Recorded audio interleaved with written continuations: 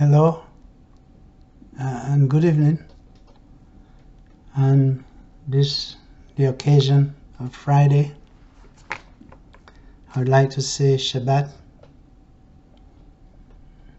Shalom.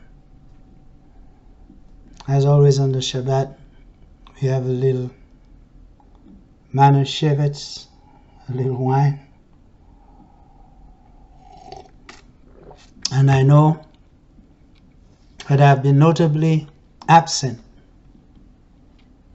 I've been in self-imposed exile. In one case, I've been in self-imposed exile for over 50 years. And in another, I've been for a much shorter period of time. On this evening, I've come to deliver a special message. A message to friends and a message to foes alike. And that message is, you see, when we're young, we sometimes have great ambitions, and then sometimes we are distracted from pursuing those ambitions because we have things to take into consideration. One of the things I believe that hold men back a lot is the idea of family, the idea of a spouse, and the idea of having offsprings. And that can really hold you back because your preoccupation is what's going to happen to them if something happens to you. And so on today, I wanted to come to you, to my friends, to my foes, to my supporters and to my detractors, to my well-wishers and my ill-wishers, and to tell you that I've decided to follow in the path of Jesus. I've decided to follow in the path of Jesus, and I don't mean I'm going to become a big money preacher. I don't mean I'm going to market Jesus. What I mean is that I'm going to join the struggle like Jesus. For a very long time, people like myself, very capable people, very well-meaning people, have felt that we were not worthy to be leaders. We have taken a back seat, and we have allowed the most incompetent people from among us to run things. They do it here, they do it there, and they do it everywhere. And nowhere else is it more prominent than in our nation's capital, which is Washington, D.C. For some reason, all of the politicians are attorneys, they're lawyers. Some of them, like Joe Biden, never had a real job. From the minute they graduated, they went into politics, and they'll pretty much die in that position. Not too long ago, we witnessed the departure of Sheila Jackson Lee.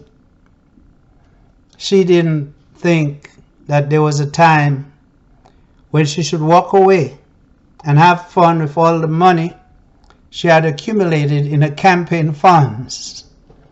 And after her came Sylvester Turner, and he didn't last very long. So today I want to announce to you that, you see, life is but for a period of time. And at this moment in life, I'm closer towards the departure than I am towards the beginning.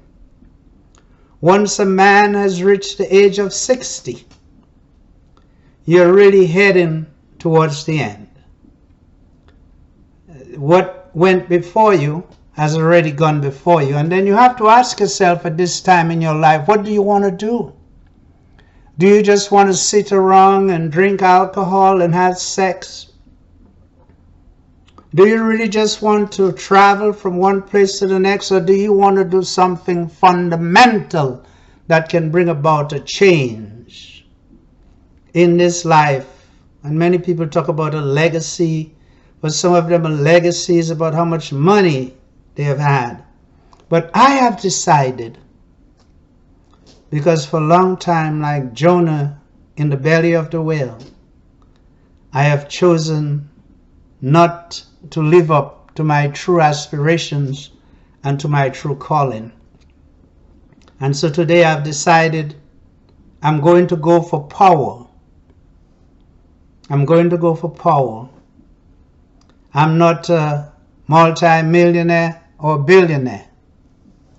I'm an ordinary person, but I believe I have it within me to be a leader.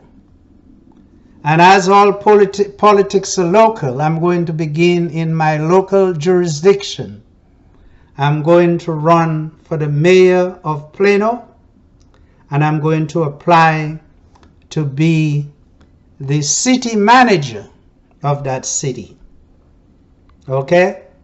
I'm going to make some bold moves. I'm going to challenge candidates who for a long time have gotten elected without competition, because the opposition is too weak.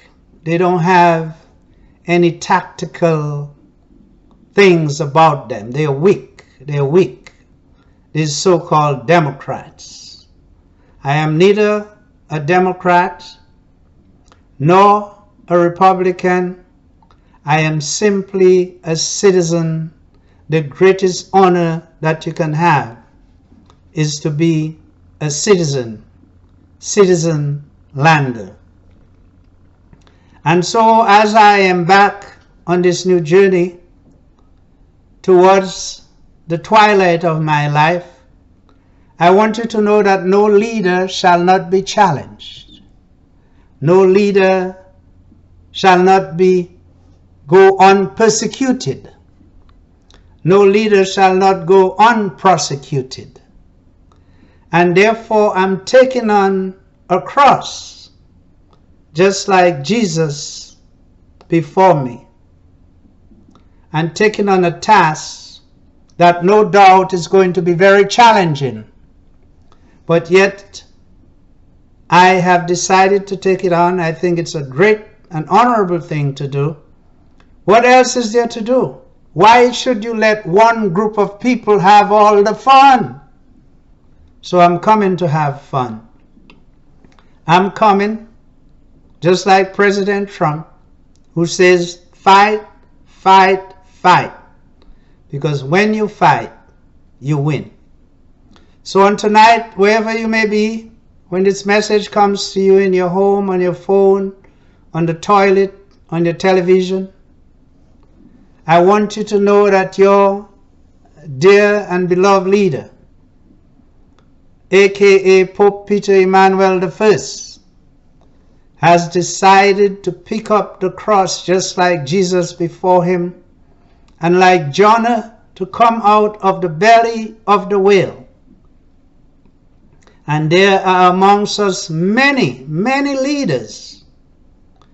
You know, so many of the other leaders that have came before us, no one stopped them. They accomplished what they wanted to accomplish because they put their mind to it and they put their egos to it.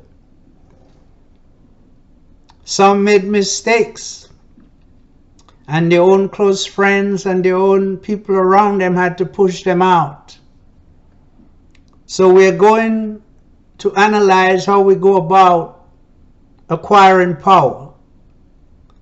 And that, my dear friends, will be the next chapter in my life and in our life as we venture on this journey together. Today, we make a decision to go for power. We are going for power. I bless you as always. And I always want to remind you that the struggle continues, a luta continua, until victory.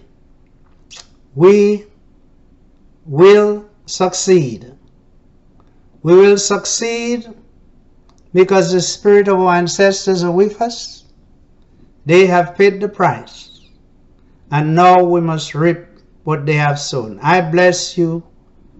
The God that you believe in blesses you, and I will see you soon.